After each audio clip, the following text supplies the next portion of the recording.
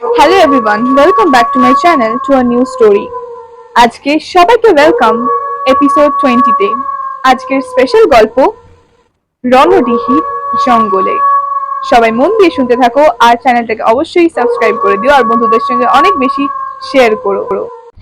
অফিসে বসেই কথা হচ্ছিল। প্রদীপদা চায়ের কাপটা হাতে নিয়ে বলল, ধুর, আর ভালো লাগছে না। আমি ওর কথা বলার ধরন দেখে জিজ্ঞাসু চোখে তাকালাম। সে চায়ের কাপে ঠোঁট ঠেকিয়ে যথেষ্ট বিরক্তির সঙ্গে বিড়বিড় করে বলল, শুধু কাজ আর কাজ। আমি মুখে কোনো কথা বললাম না। টেবিল থেকে আমার চায়ের কাপটা হাতে নিয়ে মুখের কাছে ধরলাম। না, এত গরম চা খাওয়া যাবে না। ছ্যাঁকা লেগে জিভ সাময়িকভাবে অসাড় হয়ে যেতে পারে। এরকম গরম চা যে কিভাবে ওরা দিব্যি গিলে ফেলে তা আমার মাথায় ঠিক ঢোকে না। অফিসে একমাত্র আমি বোধহয় এমন একজন মানুষ যে একদম ঠান্ডা করে তারপর চায়ের কাপে চুমুক দিই। সতীন্দ্রের দিকে চেয়ে দেখলাম সে ততক্ষণে চায়ের কাপটা নিঃশেষ করে বেয়ারাকে দিয়ে পাঠিয়েও দিয়েছে। প্রদীপদার কথায় আবারও ফিরে তাকালাম ওর মুখের দিকে। ধুর ধুর, এই চাকরি জীবন একদম শেষ করে দিল আমায়। নিজের চাকরি বা কাজের প্রতি এতটা বিরক্তি কিংবা উদাসীনতার কারণ কিছু বুঝতে না পেরে জিজ্ঞাসা করলাম, হয়েছেটা কি তোমার? সে চোখ দুটো কুঁচকে নিয়ে বলল, I want to be free for a few days. বেশ তো, ম্যানেজিং ডিরেক্টরকে দরখাস্ত দিয়ে ছুটি নিয়ে নাও কয়েকদিনের জন্য। দূরের টেবিল থেকে সতীন্দ্র টোন কেটে বলল, তারপর? তারপর কি করবে? মানে কয়েকদিনের ছুটি নিয়ে ঠিক কি কি করতে চাও তুমি? এমন সময় অফিসের বেয়ারা রাজু এসে আমাদের তালে তাল মিলিয়ে বলল, কোথাও দূরে চলে যান, ঘুরে আসুন কয়েকদিনের জন্য। গত 7 বছর ধরে সে পশ্চিমবঙ্গে রয়েছে, তবুও বাংলা কথাটা ঠিকঠাক উচ্চারণ করতে শিখল না। রাজুর আদিবাস বিহারের সীতামঢ়ীতে। তার কথায় আমরা সকলে ওর দিকে তাকিয়ে বললাম, কোথায় যাওয়া যায় বলতো? রাজু কিছু না বলে মুখ বেঁকিয়ে হেসে অন্য ঘরে চলে গেল। সে চলে যাওয়ার পর আমাদের অফিস রুমটা একদম নিস্তব্ধ হয়ে গেল। আমাদের কারোর মুখে কোনো কথা নেই। আমি ঠান্ডা চায়ের কাপে চুমুক দিয়ে বললাম, দেরি না করে আজই ছুটির দরখাস্ত জমা দিয়ে দাও প্রদীপদা। আমার মুখের দিকে সে আর সতীন্দ্র তাকিয়ে মিটিমিটি হাসতে শুরু করলো। আমার নাম সুব্রত বিশ্বাস। আমি থাকি হুগলির ভদ্রেশ্বরে। পেশায় একজন প্রুফ রিডার। একটি বড় সংস্থার পাবলিশিং হাউসে চাকরি করি। বয়স ওই 38-এর গোড়ায়। এতক্ষণ যাকে নিয়ে কথা বলছিলাম সেই প্রদীপদা হলো আমার সিনিয়র প্রুফ রিডার। ওর আন্ডারেই আমি রয়েছি। সে আমার থেকে মাত্র 3 বছরের বড়। আর আমাদের দুজনের তুলনায় বয়সে বেশ খানিকটা ছোট হলো সতীন্দ্র। সে এডিটিং এর কাজ করে। যে কোনো দুর্বল কন্টেন্টকে পলিশ করে বাজার চলতি বেস্ট সেলারে পরিণত করা তার বা হাতের খেলা। তবে শখের ফটোগ্রাফি করা তার আরেকটা বিশেষ গুণ। ফেসবুকে তার যে পেজটা রয়েছে তাতে ওর ফলোয়ার সংখ্যা প্রায় 2 লক্ষ ছুঁই ছুঁই। ওর হাতে তোলা বিভিন্ন ছবি যে এত ভক্তকুল থাকতে পারে তা মাঝে মধ্যে ভেবে রীতিমতো অবাক হয়ে যাই আমি। আমাদের এই দোতলার এডিটোরিয়াল রুমে আমরা 8 জন বসি। তবে আজ 2 জন অ্যাবসেন্ট আর বাকি 3 জন আসবে দুপুর 2টোর পর। ওইটা ওদের আসার টাইম। কেউ বিজ্ঞাপনের লোক, আবার কেউ কন্টেন্ট চেকার। ওরা কেউ নেই বলেই বেশ আয়েশ করে গায়ে হাওয়া লাগিয়ে আমরা গল্প গুজব করতে পারছি। না হলে তো সরাসরি এমডির কাছে রিপোর্ট চলে যাবে। তাই এখন বেশ রিল্যাক্স করেই রয়েছে 3 জনে। সতীন্দ্র প্রদীপদাকে জিজ্ঞেস করলো, একটু খোলসা করে বলো না হে। সে তেমনই বিরক্তর সঙ্গে বলল, কি বলবো বল দেখি। কোথাও যাওয়ার প্ল্যান ট্যান করছো? প্রদীপদা একটা দীর্ঘ নিঃশ্বাস ফেলে বলল, না, কোথায় আর যাব, থাক। চলো না কদিনের জন্য। কথাগুলো কেটে কেটে বলল সতীন্দ্র। ক্ষণ মুহূর্ত চুপ করে থেকে বলল, একটা নতুন ক্যামেরা কিনেছি। বলিস কি রে? এবারে আমি প্রশ্ন করি। সে উৎসাহ ভাবে বলল, দারুণ ফটোশুট করা যায়। কি ক্যামেরা কিনলি? সোনির ইএনজি সিরিজের ক্যামেরা। কবে কিনলি? তা প্রায় 3 দিন হলো। তা আমাদের দেখাবি কবে? তোমরা যেদিন দেখতে চাইবে। আরো কিছু বলতে যাচ্ছিল এমন সময় প্রদীপদা আমাদের থামিয়ে দিয়ে বলল, কিছু ভাবলি? আমি আর সতীন্দ্র তার মুখের দিকে তাকিয়ে বললাম, কোন ব্যাপারে? সে সংক্ষেপে বলল, ছুটির ব্যাপারে। এবারে আমি বিরক্ত হয়ে উঠলাম, একটু খোলসা করে বলোই না। মাথার ভিতরে কি চলছে তোমার এই মুহূর্তে? আসলে ঠিক কি চাইছো তুমি? খানিকক্ষণ চুপ করে থেকে সে বলল, কয়েকদিনের জন্য কোথাও থেকে ঘুরে আসবো ভাবছি। কথাটা শেষ না করেই বলল, কিন্তু একা যেতে না মন চাইছে না। এরপর কিছুক্ষণ চুপ করে থেকে আমাদের মুখের দিকে তাকিয়ে বলল, তোরা যাবি? সতীন্দ্র যেন হাতে চাঁদ পেয়েছে, সে দারুণ উত্তেজিত হয়ে পড়ল। আমি তো এক পায়ে রাজি। আমি একটু চিন্তান্বিত হয়ে বললাম, যেতে তো আপত্তি নেই, কিন্তু অফিসের ছুটি ম্যানেজ করবো কিভাবে? তার উপর তিনজনে একই সাথে ছুটি কি পাবো? প্রদীপদা একটু ভেবে নিয়ে বলল, শনিবার তো আমাদের হাফ ছুটি, শুধু ওই একদিনই কামাই করব, আর তো ছুটি চাইছি না। কাজেই মনে হয় না একসাথে ছুটি পেতে আমাদের তিনজনের কোনো অসুবিধা হবে। সতীন্দ্র অবাক হয়ে বলল, মাত্র একদিন অফিস ছুটি নিলে কি করে হবে? আলবাত হবে। কিভাবে? আমরা শুক্রবার অফিস করে বিকেল 4টের সময় এখান থেকে বেরিয়ে যাব, ফলে রবিবারটা হাতে পেয়েই যাচ্ছি, মাঝে শুধু শনিবারটা ছুটি নিলেই হবে। ওদের কথাবার্তার মধ্যে আমি বলে উঠলাম, আরে বাবা, সব তো বুঝলাম, কিন্তু যাবোটা কোথায় আমরা? প্রদীপদা বলল, জঙ্গলে। জঙ্গলে? আমি আর সতীন্দ্র আমরা দুজনেই সমস্বরে উচ্চ নিনাদে জানতে চাইলাম। একটু থেমে প্রদীপদা বলল, রণডিহির জঙ্গলে যাব। রণডিহির জঙ্গল? সেটা আবার কোথায়? আমি জানতে চাইলাম। বাঁকুড়ার একটা প্রত্যন্ত অঞ্চল। সতীন্দ্র কৌতূহলী হয়ে উঠল, আরে শুনেই তো দারুণ অ্যাডভেঞ্চার ফিল করছি। আমি ওকে ভেংচি কেটে বললাম, হ্যাঁ সেই তো, পড়বি যখন বন্যজন্তুর মুখে তখন সব অ্যাডভেঞ্চার হলুদ হয়ে যাবে দেখিস। সে বিন্দু মাত্র না দমে গিয়ে বলল, আরে হাত খুলে ছবি তুলবো, ছোট অ্যাপারচার ব্যবহার করে দারুণ সব ল্যান্ডস্কেপের ছবি নেব, তুমি দেখো। তারপর প্রদীপদার দিকে তাকিয়ে বলল, তাই চলো প্রদীপদা, রণডিহির জঙ্গলে চলো, অনেকদিন কোনো অ্যাডভেঞ্চার নেই, যেন শুকনো তেজপাতা হয়ে গেছে জীবনটা। আমি হাসি চেপে বললাম, তাহলে আর কি, তাই চলো। একটু থেমে বললাম, তুমি কিভাবে চিনলে জায়গাটা? আমি গিয়েছিলাম। Tourist spot? মাথা নাড়িয়ে না বলে সে। তাহলে? সবটা বলে দিলে আকর্ষণ কমে যাবে। তার কথা শুনে আমাকে সতেন্দ্র থামিয়ে দিল। টিকটিকির মতো কি গোয়েন্দাগিরি শুরু করেছো তুমি? প্রদীপদা তো আগেও গিয়েছে ওখানে, তাহলে চাপের কি আছে? চলো না, ঘুরেই আসা যাক। বেশ, তাই চল। আশ্চর্যজনকভাবে আমাদের তিনজনেরই ছুটি একসঙ্গে মঞ্জুর হয়ে গেল। শনিবারটা আমাদের হাফ ডে হওয়ার কারণে অফিসে খুব একটা কাজ থাকে না, তাই ছুটি পেতে আমাদের বিশেষ বেগ পেতে হলো না। শুক্রবার অফিস সেরে তিনজনে তাড়াতাড়ি বেরিয়ে পড়লাম। হাওড়া থেকে আমাদের ট্রেন বিকেল 4:30 ছাড়বে। স্টেশনে পৌঁছে আমরা কিছু খেয়ে নিলাম। যথাসময় ট্রেন প্ল্যাটফর্মে ঢুকতেই তিনজন চড়ে বসলাম তাতে। প্রদীপদা বলল, 3.5 ঘন্টা ট্রেনে থাকতে হবে। দশ 4:30-র সময় ট্রেন ছেড়ে দিল। আমি প্রদীপদাকে জিজ্ঞেস করলাম, থাকা খাওয়া দাওয়া এসবের কথাবার্তা সেরে রেখেছো তো তুমি? সে আমার দিকে তাকিয়ে মুচকি হেসে বলল, এত ভাবছিস কেন, সব হয়ে যাবে। তার মানে কি প্রদীপদা এখনো কিছুই ব্যবস্থা করেনি? আমি আর বেশি কথা বাড়ালাম না।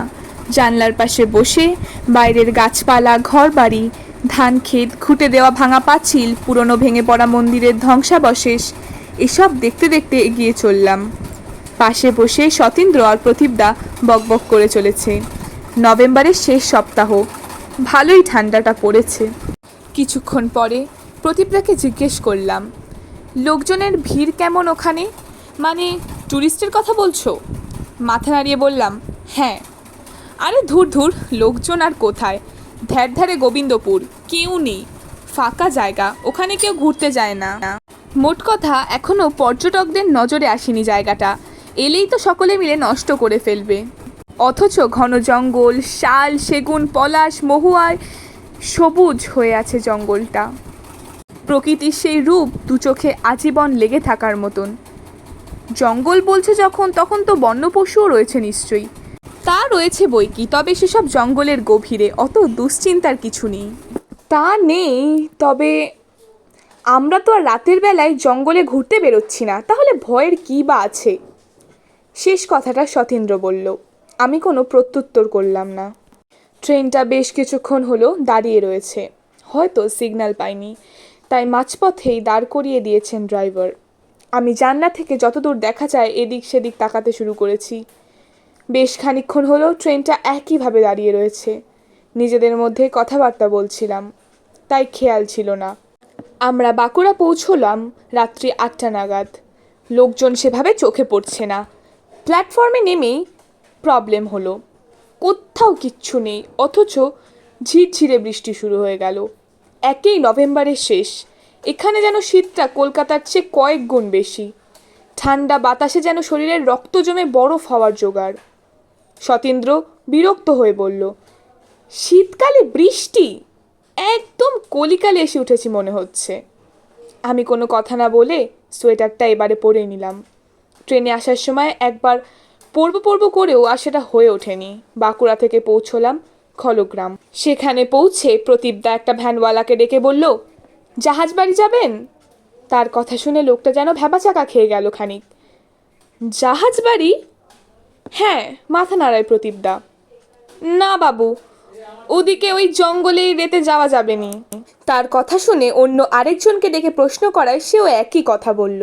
এইভাবে বেশ কয়েকজনকে ওই স্থানে পৌঁছে দেওয়ার অনুরোধ জানিয়ে প্রত্যাখ্যান হওয়ায় আমার মনটা কেমন কু ডেকে উঠল।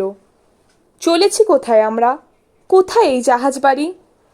প্রদীপদাকে প্রশ্ন করায় সে বিশেষ পাত্তা দিল না। অবশেষে বেশি টাকার লোভ দেখিয়ে একটা ভ্যান গাড়ি ঠিক করা হলো। এদিকে রাস্তাঘাট খুব একটা ভালো নয়, কোথাও কোনো আলো নেই, চারদিকে রাতের কালো অন্ধকার। আমি মোবাইলের ফ্ল্যাশলাইট জ্বেলে গাড়ির চালককে পথ দেখালাম। সে বলল তার আলোর কোনো প্রয়োজন নেই, এসব পথঘাট তার মুখস্থ। কোনো রাস্তার কোথায় উঁচু নিচু আছে সেসব তার নখদর্পণে। তবু আমি ফোনের আলো নেভালাম না, বিশেষ করে যখন চালকের মুখে শুনলাম 2 সপ্তাহ আগেই নাকি হায়নার দল গ্রামের এক মানুষকে রাস্তা থেকে টেনে নিয়ে গেছে জঙ্গলে। আমরা কোথা থেকে এসেছি জেনে নিয়ে ভ্যানওয়ালা আমাদেরকে বেশ কয়েকবার সাবধান করে দিল, রাত বিরেতে যেন রণডিহির জঙ্গলে আমরা না যাই। এখানে যতদূর দেখা যায় শুধুই লাল মাটির রাস্তা, কোথাও আবার মধ্যে মধ্যে পিচের রাস্তাও দেখা যাচ্ছে, আর রাস্তার দুপাশে ঘন জঙ্গল। এটাই কি রণডিহির জঙ্গল? প্রশ্ন করে জানতে পারলাম জঙ্গল ছড়িয়ে আছে অনেক দূর পর্যন্ত, এমনকি পুরুলিয়ার সীমানার মধ্যেও পড়ে যায় রণডিহি জঙ্গলের অংশবিশেষ। আমাদের পথের দুপাশের জঙ্গল থেকে শুধুই ঝিঝি পোকার ডাক শোনা যাচ্ছে। এছাড়াও মাঝে মধ্যে জানা অজানা পশুর কিছু ডাক ভেসে আসছে কর্ণকুহরে। কেমন একটা গা ছমছমে পরিবেশ, দেখে মনে হবে গভীর গভীর এক অনন্ত প্রাগৈতিহাসিক রাত্রি জেগে আছে এখানে।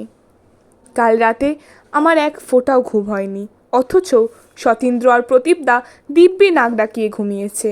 আমার ঘুম না হওয়ার কারণ এখানে যথেষ্ট মশার উপদ্রব, সাথে কান ঝালাপালা করে দেওয়া ঝিঝি পোকার মায়াবী গান। এর সঙ্গে জঙ্গলের শিয়াল, কুকুর, হায়নার আর্তনাদ তো আছেই। হ্যাঁ, সেসব আর্তনাদই বলবো, যেন বুকের রক্ত হিম হয়ে যায় শুনলেই।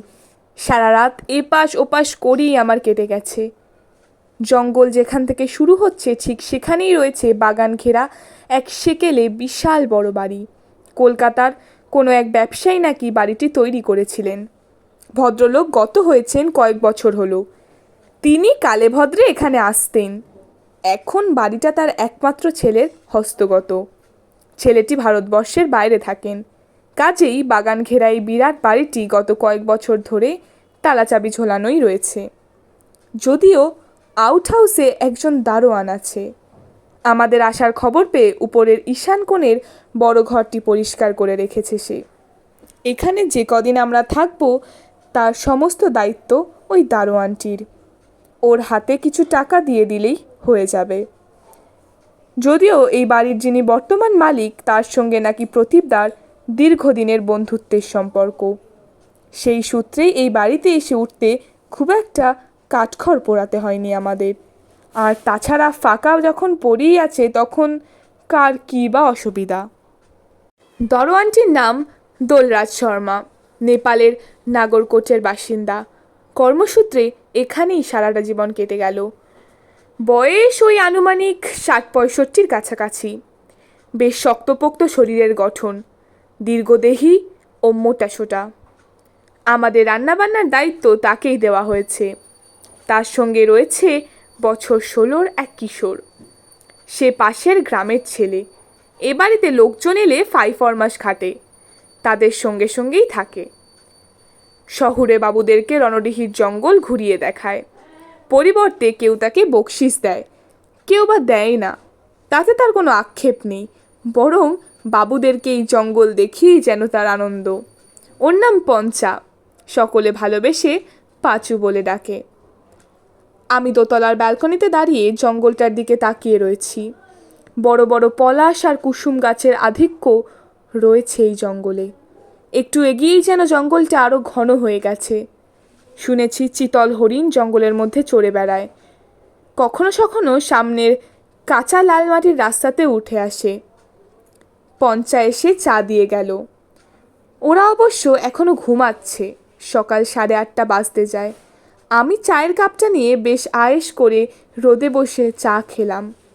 কিছুক্ষণের মধ্যেই ওরাও ঘুম ভেঙে উঠে পড়ল। প্রদীপদা বলল, ডাকলি না কেন? সতীন্দ্র একই কথা শোনালো। আমি ওদের কথার কোনো জবাব না দিয়ে প্রদীপদাকে উদ্দেশ্য করে বললাম, চলো জঙ্গলটা একটু ঘুরে আসি। সঙ্গে পঞ্চাকেও যেতে বলি। সে মাথা নাড়িয়ে বলল, এক্ষুনি তৈরি হয়ে নিচ্ছি, তবে পঞ্চাকে লেজের গোড়ায় বেঁধে কোনো লাভ নেই। আমি এখানে সব কিছুই চিনি, অনেক বছর আগে এলেও সব একই রকম আছে, কিছুই তো পাল্টায়নি। কাজেই only the three of us will go. Pancha is not needed. বেশ, তাই হোক। ওরা কিছুক্ষণের মধ্যেই তৈরি হয়ে নিল। আমাদের সঙ্গে করে আনা ব্রাউন ব্রেড আর মাখন দিয়ে ব্রেকফাস্ট সেরে আমরা বেরিয়ে পড়লাম।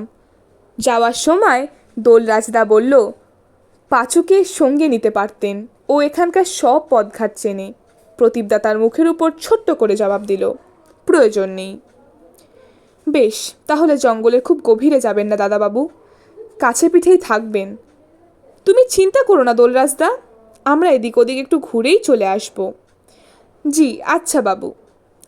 আমরা বেরিয়ে পড়লাম। দিনের প্রথম ভাগ। শীতকাল, অথচ বেশ জোরালো রোদ উঠে গেছে এর মধ্যেই। বেশ রোমাঞ্চ হচ্ছে আমার। আগে কখনো এরকম জঙ্গল ঘুরতে যাইনি, ফলে কেমন একটা আলাদা অনুভূতি কাজ করছে নিজের মধ্যে। সম্ভবত সতীন্দ্রেরও তাই হচ্ছে। আমরা জঙ্গলের ভিতর দিয়ে হাঁটছি। বিশাল বিশাল গাছ আর তার ফাঁক দিয়ে আসা রোদের টুকরো যেন গোটা বনানীকে এক মায়াবী আলেখ্য তৈরি করে দিয়েছে। আমরা কিছুটা এগিয়েছি, এমন সময় বন্য হাতির ডাক শুনতে পেলাম। সতীন্দ্র তার নতুন ক্যামেরাটা গলায় ঝুলিয়ে নিয়ে বলল, আমি প্রস্তুত, এবারে একের পর এক ছবি তুলব। প্রদীপদাকে কেমন আনমোনা দেখাচ্ছে। একটা সিগারেট টানতে টানতে সে কিছু একটা ভাবছে। আমি আর চোখে তার দিকে তাকিয়ে নিয়ে সতীন্দ্রকে বললাম, তুই সারা জঙ্গলের ছবি তুলে কিচ্ছু হবে না, তার আগে আমাদের 10টা ভালো ছবি তুলে দে দেখি।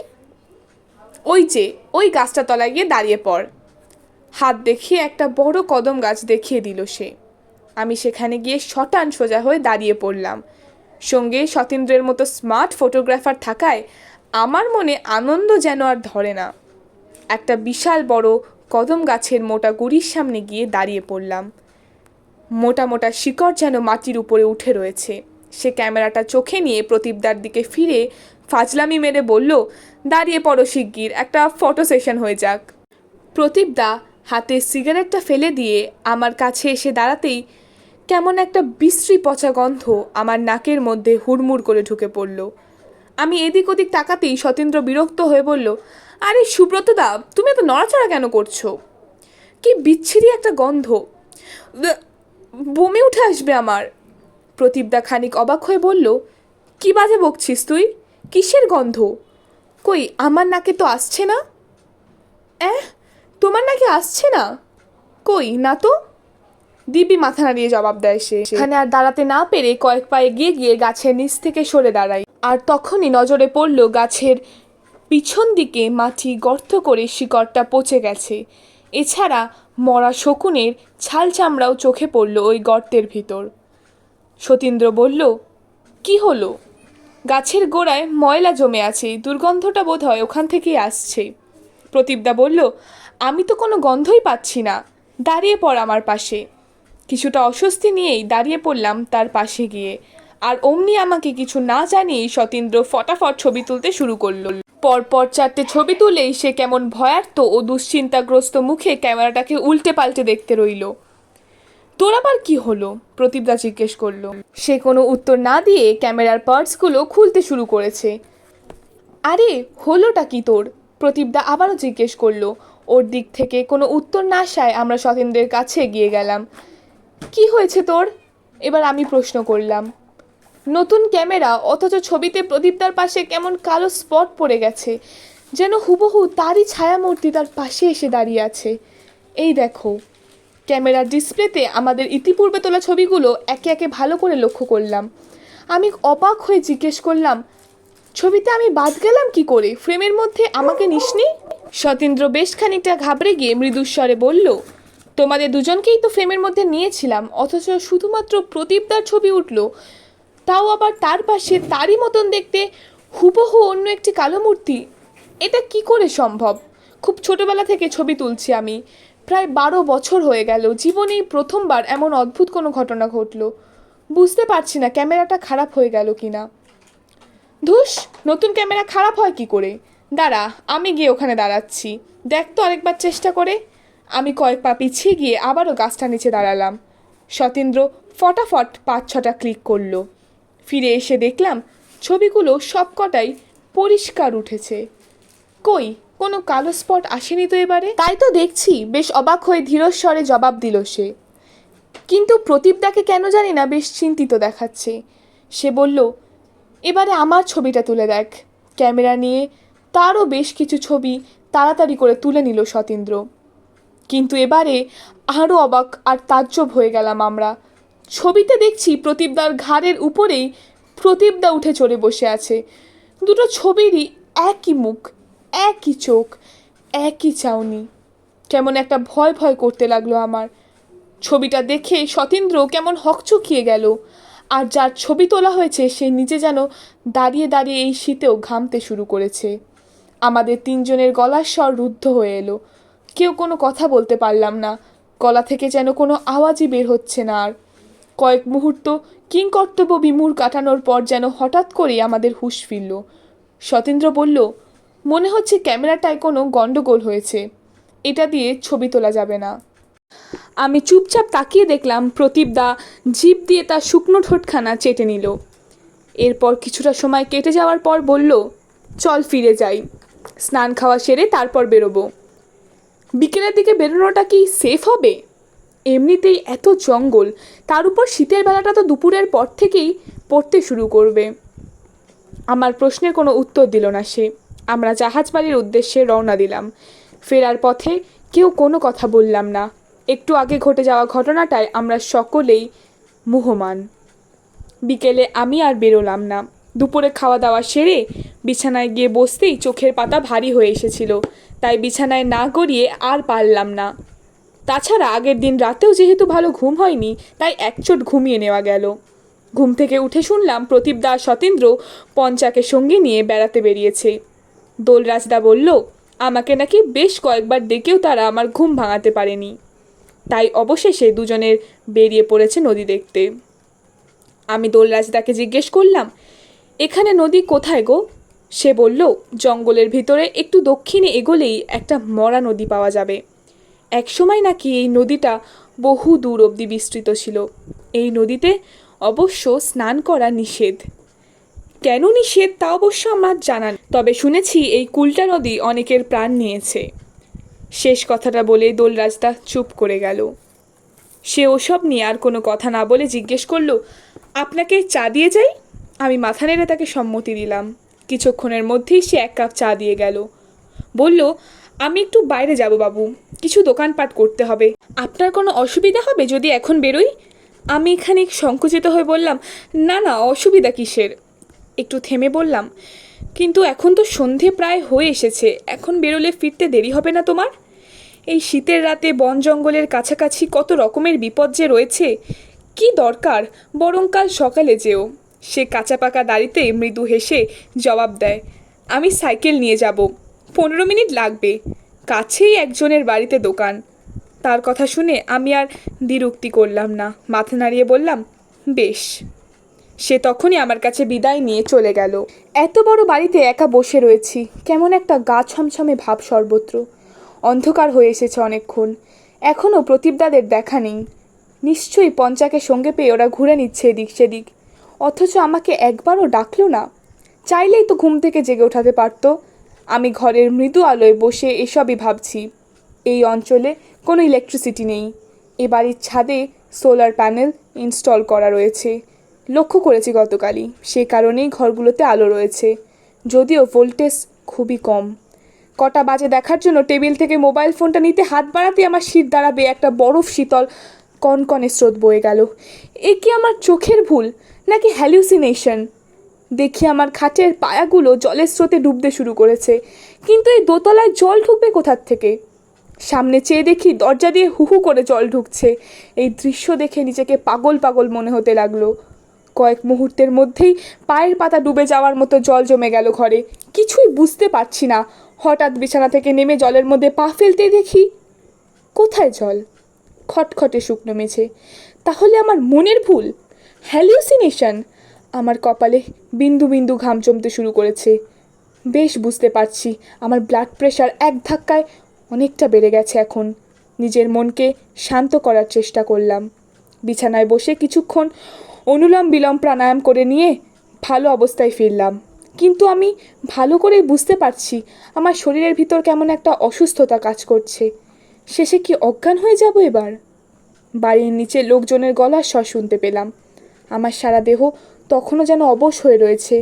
কে একজন নিচ থেকে বলল, এবারে তো কি সুন্দর সব ছবি উঠেছে, দেখলি তো নিজের চোখে, তাহলে বুঝতে পারছিস? এবারে সতীন্দ্রর গলা শুনতে পেলাম। ক্যামেরাটা তখন বিগড়ে গিয়েছিল, দেখি একবার অয়েলিং করিয়ে নিতে হবে। বেশ, তাই করিয়ে নিস, প্রদীপদার গলা শোনা গেল। থরে প্রাণ ফিরে এলো যেন। আমি পা ঘষতে ব্যালকনিতে গিয়ে দাঁড়ালাম। উপর থেকে তাকিয়ে মৃদু আলোতে দেখলাম ওদের সঙ্গে পঞ্চাও রয়েছে। ওদেরকে কি আমার এই অভিজ্ঞতার কথা বলা যাবে? আসলে আমি নিজেই ঠিক বুঝতে পারছি না এখনও। যা ঘটল তা কি কোনো স্বপ্ন, নাকি আমার জাগরুক অবস্থাতেই ঘটেছে এসব? কিরে, এতক্ষণে তোর ঘুম ভাঙলো? প্রদীপদা ঘরে ঢুকেই প্রশ্নটা করলো। আমি মুখে হাসি আনার চেষ্টা করে মাথা নেড়ে উত্তর দিলাম। সতীন্দ্র আমার মুখের দিকে একবার তাকিয়ে নিয়ে বলল, তোমার মুখটা কেমন শুকনো দেখাচ্ছে সুব্রতদা, কি ব্যাপার, শরীর ঠিক আছে তো? এবারে জোর করে এসে বললাম, একদম ফিট। মনে মনে ভেবে দেখলাম ওদেরকে কিছুক্ষণ আগের ঘটে যাওয়া ঘটনাটা বলা ঠিক হবে না। সতীন্দ্র বলল, তোমাকে অনেকবার ডাকলাম দুজন মিলে, কিন্তু ঘুম আর ভাঙে না। তাই প্রদীপদা বলল, থাক, ও ঘুমোক একটু, সারা রাত বেচারা জেগে কাটিয়েছে। অসুবিধা নেই, কাল সকালে সবাই মিলে বেরোবো। এই নাও ছবিগুলো দেখো, সব এই ক্যামেরাতেই তোলা। আমি ক্যামেরাটা হাতে নিয়ে সব ফটোগুলো দেখতে লাগলাম। চিতল হরিণের দল জঙ্গলের মধ্যে ঘুরে বেড়াচ্ছে। বড় বিশালাকার এক গাছের আড়ালে সূর্য অস্ত যাচ্ছে। নদীর তীরে প্রদীপদা কোমরে হাত দিয়ে দাঁড়িয়ে রয়েছে। আবার কোনো অজানা পাখি নদীর বুকের উপর দিয়ে উড়ে চলেছে। এই জাতীয় সমস্ত ছবি। প্রদীপদা বলল, দেখেছিস, এবারে কোনো সমস্যা হলো না। তার মানে ক্যামেরাটা নতুন হলেও মাঝে মধ্যে বিগড়ে যায়। আমি মৃদু কণ্ঠে বললাম, তাছাড়া আর কি। ইতিমধ্যে দোলরাজদাও ফিরে এসেছে। ঘরে ঢুকে বলল, ফুলকপির পরোটা আর আলুর দম রান্না করেছি, চলবে তো? চলবে মানে? একদম দৌড়বে। কথাটা শেষ না করে প্রদীপদা বলল, তার আগে 3 কাপ গরম গরম চা দিয়ে যা। জি আচ্ছা, এই বলে সে ঘর থেকে বেরিয়ে গেল। সতীন্দ্র বলল, আমি একটু মন্দির থেকে ঘুরে আসি। মন্দির মানে? আমি জিজ্ঞেস করলাম। প্রদীপদা হেসে বলে, বুঝতে পারলি না? না ঠিক, আরে শৌচালয়ের কথা বলছে। একটু থেমে সে সতীন্দ্রের মুখের দিকে তাকিয়ে বলল, চাটা খেয়ে যা, এনার্জি পাবি। দোলরাজদার বদলে পঞ্চা এসে চা দিয়ে গেল। ও আজ এখানেই থাকবে। প্রদীপদা নাকি ওকে এই কদিন আমাদের সঙ্গেই থাকতে বলেছে। গরম চা কোনো মতে গলায় ঢেলেই সতীন্দ্র বাথরুমে চলে গেল। আমি আর প্রদীপদা মুখোমুখি বসে আছি। আমি গরম চায়ের কাপে ফু দিয়ে ঠোঁটের কাছে এনে তার দিকে তাকালাম। কেমন আনমনা দেখাচ্ছে তাকে। কিছু জিজ্ঞেস করতে গিয়েও চুপ করে গেলাম। সে নিজ মনেই বক বক করে চলেছিল। জঙ্গলের বেশ খানিকটা গভীরে নাকি ঘুরে এসেছে আজকে। সঙ্গে পঞ্চা থাকায় নাকি বেশ সুবিধা হয়েছে ওদের দুজনের। অবশ্য বেশিরভাগ সময়টা কাটিয়েছে নদীর ধারে। জানতে ইচ্ছা করছিল মরা নদীটার কি কোনো নাম নেই, কিন্তু কেন জানি না আমার এই মুহূর্তে খুব একটা কথা বলতে ইচ্ছা করছে না। চুপচাপ বসে থাকতে ইচ্ছা করছে আমার। আমি এখনও ভিতরে ভিতরে ঘেঁটে রয়েছি। কিছুক্ষণ আগে ঘটে যাওয়া ঘটনাটা আমাকে কেমন ভয়তরাস করে তুলেছে। প্রদীপদার কিছু কথা কানে ঢুকছিল, কিছু কথা বুঝতেই পারছিলাম না। আমার মনের ভিতর তখন অন্য এক চিন্তা প্রবাহের স্রোত বয়ে চলেছে। রাতে তাড়াতাড়ি খাওয়া দাওয়া সেরে আমরা শুয়ে পড়লাম। ঠিক হলো কাল সকালে আমরা তিনজন জঙ্গলের মধ্যে যাব। আমাদের সঙ্গে থাকবে পঞ্চা, সে পথ দেখিয়ে আমাদেরকে নিয়ে যাবে। দোল রাস্তার মুখে শুনেছি জঙ্গলের একদম গভীরে একটা পুরনো ভাঙা বৌদ্ধ গুফা রয়েছে। ওটার বয়স নাকি প্রায় 700 বছরেরও বেশি। একদম জরাজীর্ণ অবস্থা গুহাটার, পাথর ভেঙে ক্ষয়ে একদমই গুঁড়ো ধুলো হয়ে গেছে। যেটুকু অবশিষ্ট রয়েছে তা বুনো লতাপাতা জড়িয়ে ঢাকা পড়ে গেছে। তবুও স্থানটা পরিদর্শন করার লোভ সামলাতে পারলাম না আমরা কেউ।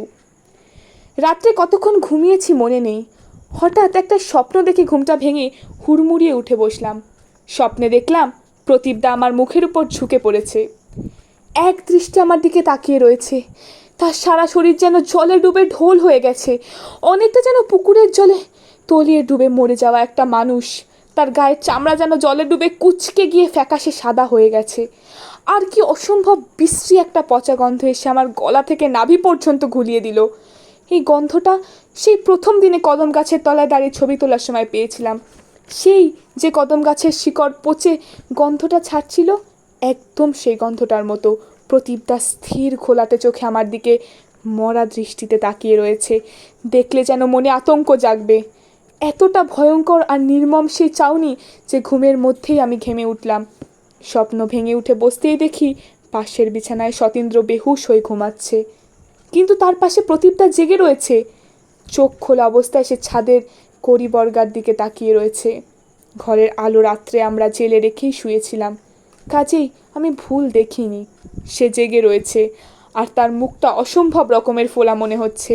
গলা থেকে কেমন একটা গো গো শব্দ বেরোচ্ছে, অতি ক্ষীণ। তারই অবস্থা দেখে আমরা নিজের বুকের ভিতরটা ভয়ে যেন শূন্য হয়ে গেল। ঘুমের মধ্যে দেখা স্বপ্ন আর ঘুম থেকে জেগে উঠে দেখা বাস্তব ঘটনার স্বরূপ দুটোই যেন আমাকে আরও ভয়ার্ত করে তুলল। আমি একবার গলা খাকারি দিয়ে ডাকলাম, প্রদীপদা, প্রদীপদা, কী হলো প্রদীপদা, প্রদীপদা? কোনো সাড়া পেলাম না। তেমনই ছাদের কড়িবর্গার দিকে তাকিয়ে সে গো গো করে চলেছে। এবারে আর স্থির থাকতে পারলাম না আমি, ভীষণ ভয় করছে। কোনো মতে উঠে গিয়ে সতীন্দ্রকে ঠেলা মেরে জাগাবার চেষ্টা করলাম। এই ওঠ সতীন্দ্র, ওঠ বলছি। সতীন্দ্র জেগে উঠে বসতেই আমি তার পাশের বিছানাটা দেখিয়ে বললাম, দেখ না প্রদীপদা কেমন যেন করছে। সে চোখ কষলে জড়ানো গলায় বলল, প্রদীপদার আবার কি হলো? প্রদীপদা, কি হয়েছে গো তোমার? ও প্রদীপদা! আমরা দুজনে মিলে ওর কাছে গিয়ে হাত দিতেই চমকে উঠলাম। জ্বরে গা পুড়ে যাচ্ছে তার। আমি সতীন্দ্রর মুখের দিকে তাকিয়ে বললাম, এ তো সাংঘাতিক জ্বর মনে হচ্ছে, কি করব বলতো এখন? আমার কাছে ক্যালপল 650 আছে, এক্ষুনি একটা খাইয়ে দিচ্ছি। সে ব্যাগ থেকে ওষুধ বের করে জলে গুলে প্রদীপদাকে খাইয়ে দিল, কিন্তু কোনো লাভ হলো না। আমরা দুজনে জেগে বসে রইলাম। সতীন্দ্রকে বললাম শুয়ে পড়তে, তবু সে আমার সঙ্গে জেগে বসে রইল গোটা রাত। সারা রাত জ্বর কিছুতেই নামলো না। জ্বরের ঘোরে সে ভুল বকছিল একসময়। সকালে যেই দিনের আলো ফুটলো, অমনি দিব্যি সুস্থ মানুষের মতো বিছানায় উঠে বসে প্রদীপদা বলল, গুড মর্নিং, তোরা এখনও রেডি হসনি? বেরোবো কখন? সতীন্দ্র ক্লান্ত গলায় বলল, আজ থাক। প্রদীপদা একটু থেমে আমার দিকে তাকিয়ে বলল, আমরা দুজনেই ভীষণ টায়ার্ড। সে আশ্চর্য হয়ে আমাদের মুখের দিকে তাকিয়ে জানতে চাইল, কেন? এবারে আমি কথা বললাম, তোমার কিছু মনে নেই? সে আরও অবাক হয়ে বলল, কি মনে রাখার কথা বলছিস? রাত্রে তুমি খুব অসুস্থ হয়ে পড়েছিলে, জ্বরে গা পুড়ে যাচ্ছিল তোমার, মুখটাও অস্বাভাবিক ফুলে গিয়েছিল। ক্যালপল খাইয়েও জ্বর নামেনি, তাই সারা রাত আমরা দুজনে জেগে বসেছিলাম। কি বলছিস তোরা এইসব? আমি অবাক হয়ে বললাম, সত্যি তোমার কিছু মনে নেই? না তো, মাথা নাড়িয়ে জবাব দিল প্রদীপদা। তার ভাবভঙ্গি দেখে আমি আর সতীন্দ্র একে অপরের মুখ চাওয়াচাওয়ি করতে লাগলাম। সকালে আর কোথাও বেরোলাম না আজকে।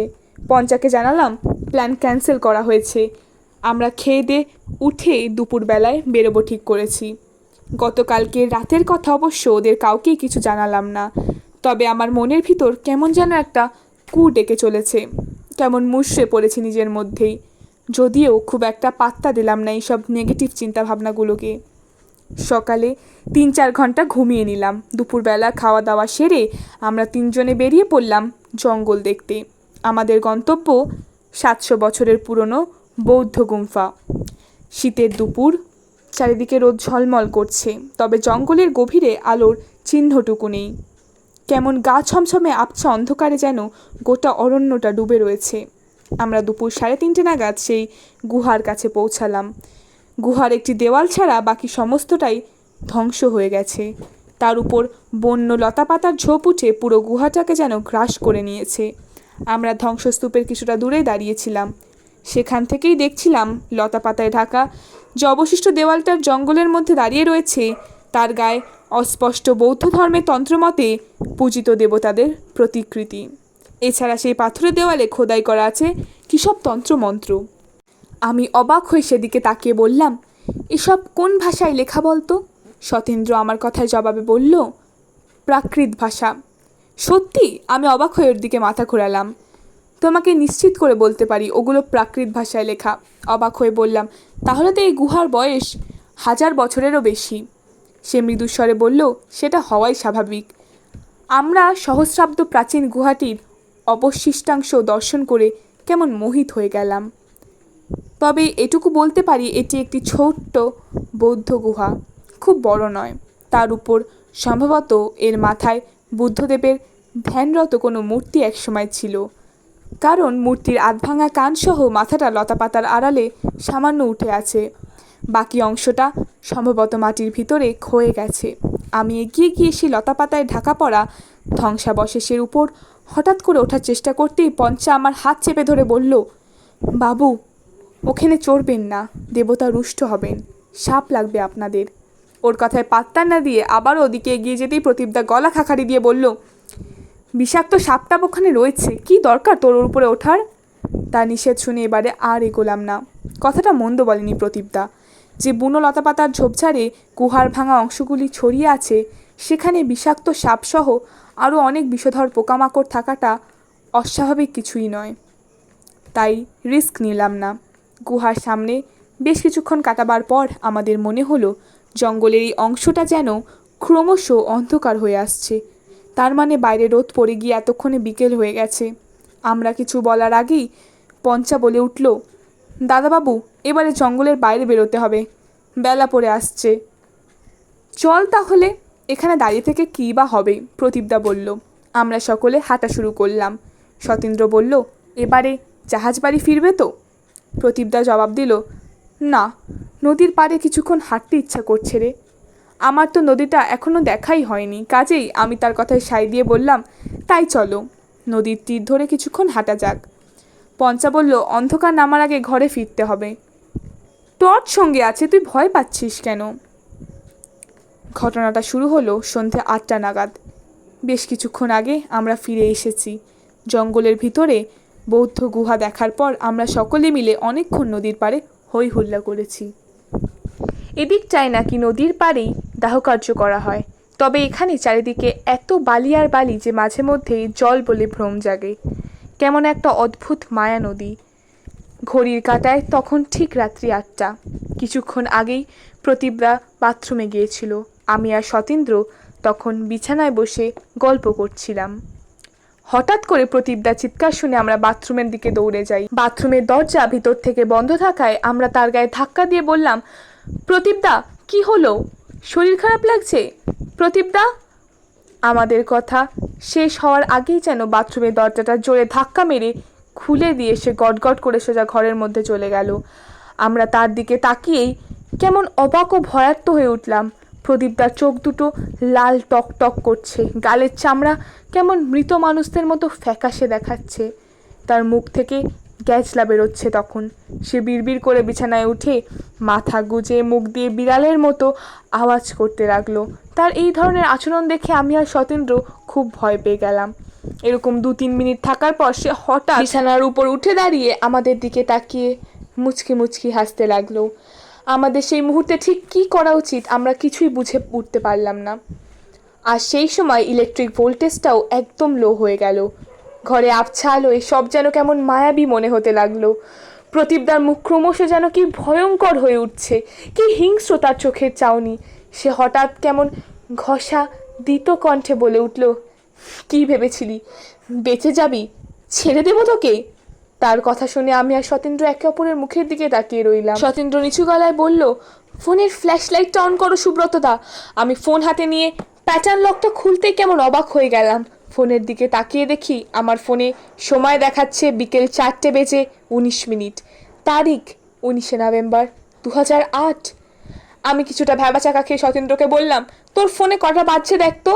সে আমার কথা শুনে কি বুঝলো জানি না, তাড়াতাড়ি নিজের ফোনটা হাতে নিতেই সেও অধিক বিস্ময় আমার দিকে বিস্ফারিত চোখে তাকিয়ে রইল।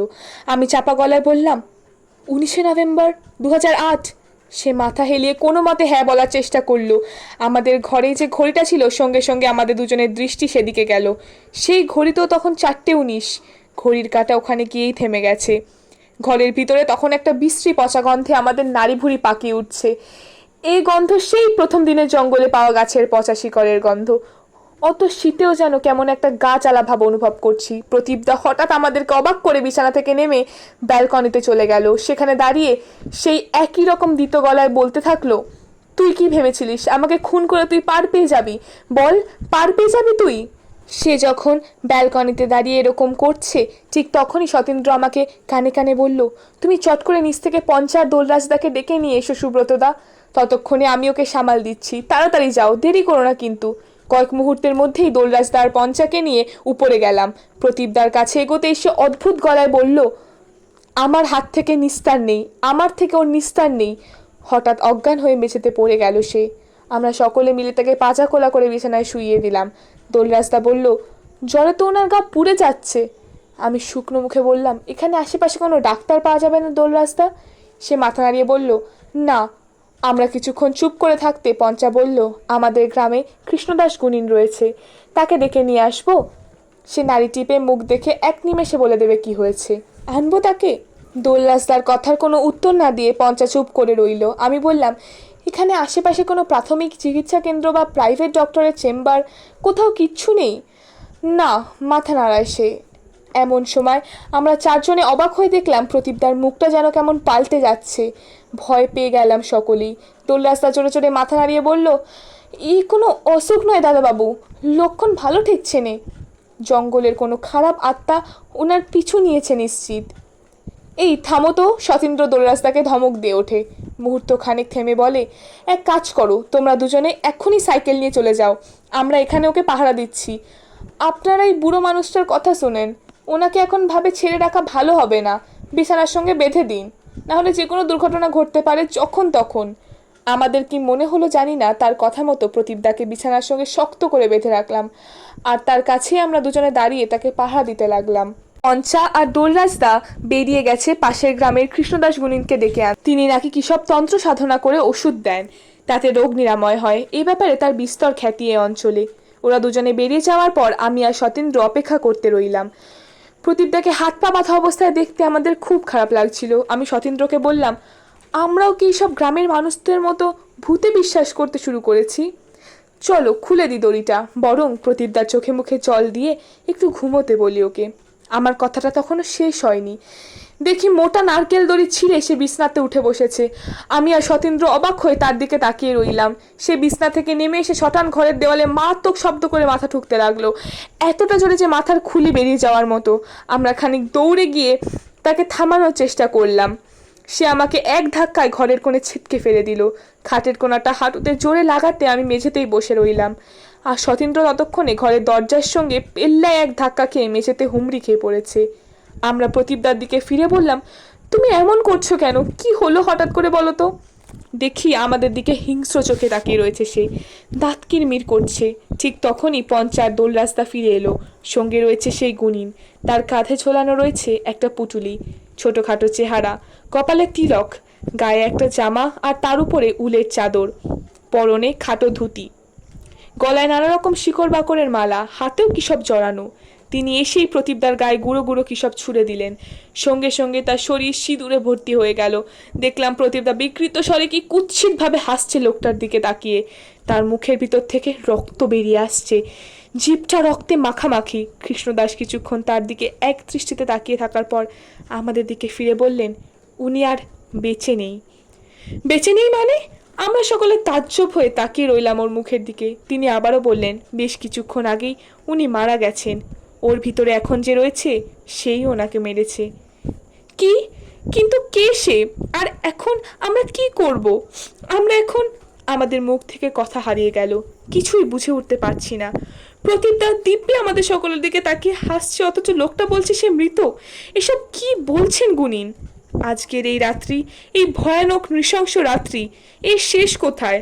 আমাদেরকে গুনিন বললেন, আপনারা যাতে এই দেহটাকে অক্ষত পেতে পারেন তার জন্য আমি চেষ্টা করতে পারি মাত্র, এর বেশি কিচ্ছু করার সাধ্য আমার নেই। কথা শুনে আমরা তার দিকে অসহায়ের মতো তাকিয়ে রইলাম। তিনি আমাদের মুখের দিকে তাকিয়ে শান্ত চোখের ইশারায় সকলকে ঘরের বাইরে যেতে বললেন। আমরা সকলে দরজার বাইরে এসে দাঁড়ালাম। তিনি প্রদীপদার দিকে এগিয়ে গেলেন, কাঁধের ঝোলা থেকে শিমের দানার মতো কিছু একটা হাতে নিয়ে মন্ত্র পড়তে শুরু করলেন। মন্ত্র পড়ার মাঝে মাঝে তাকে প্রশ্ন করলেন, তোর নাম কি? প্রদীপদা চেঁচিয়ে উত্তর দেয়, তন্ময়। এই মরা শরীরে কেন চেপে রয়েছিস? কোনো উত্তর নেই। বল, এই মরা শরীরে কেন চেপে রয়েছিস? গঙিয়ে বলল প্রদীপদা। ক্রুদ্ধ সুরে বলল, খুনি। মুহূর্ত থেমে আবারও বলল, খুনি। আমরা অবাক হয়ে তার দিকে তাকিয়ে রইলাম। গুনিন জিজ্ঞাসা করলো, কে খুনি?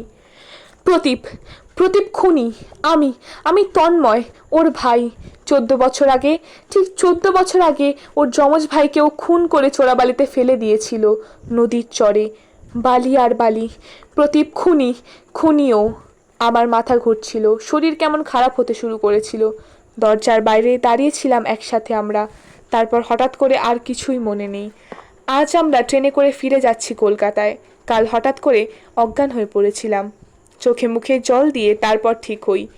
প্রদীপদার বাড়ির লোকজন বেশ কিছুক্ষণ আগেই সদরের হাসপাতাল থেকে তার ডেড বডি নিয়ে গাড়িতে রওনা দিয়েছেন। এখানকার সদর হাসপাতাল থেকে জানানো হয়েছে মৃত্যুর যথাযথ কোনো কারণ খুঁজে পাওয়া যায়নি। আমি আর সতীন্দ্র ট্রেনে উঠেছি কিছুক্ষণ আগেই। এখন দুপুর 3:30। এখনও মাথাটা কেমন ধরে আছে আমার। কোথা থেকে ঠিক কী ঘটে গেল কিছুই বুঝতে পারলাম না। তবে প্রদীপদা ছোট কাকা দুঃখ করে বলেছিলেন, আগে থেকে জানলে ওকে কিছুতেই রণডিহিতে আসতে দিতাম না। 14 বছর আগে ওর যমজ ভাইটা তো রণডিহির জঙ্গলেই, ওই নদীর পাড়েই চোরাবালিতে ডুবে প্রাণ হারিয়েছিল। প্রদীপটাও যে শেষ পর্যন্ত এখানে এসে হঠাৎ অসুস্থ হয়ে এভাবে... আর কোনো কথা কানে ঢুকলো না আমার। 14 বছর আগে, তার মানে সেই 2008, 19শে নভেম্বর। মনে পড়ে যাওয়াতে মোবাইলের স্ক্রিনটা হাতে নিয়ে দেখলাম, না, সব ঠিকই আছে। মোবাইলের স্ক্রিনে ফুটে উঠেছে আজকের তারিখ। এতক্ষণ শুনছিলেন রহস্য, রোমাঞ্চ, অ্যাডভেঞ্চারের গল্প রণডিহির জঙ্গলে। গল্পটা ভালো লাগলে সাবস্ক্রাইব টু মাই চ্যানেল। আর আরও এরকম গল্প শুনতে থাকতে গেলে টিউন থাকতে হবে বং স্টোরির সাথে।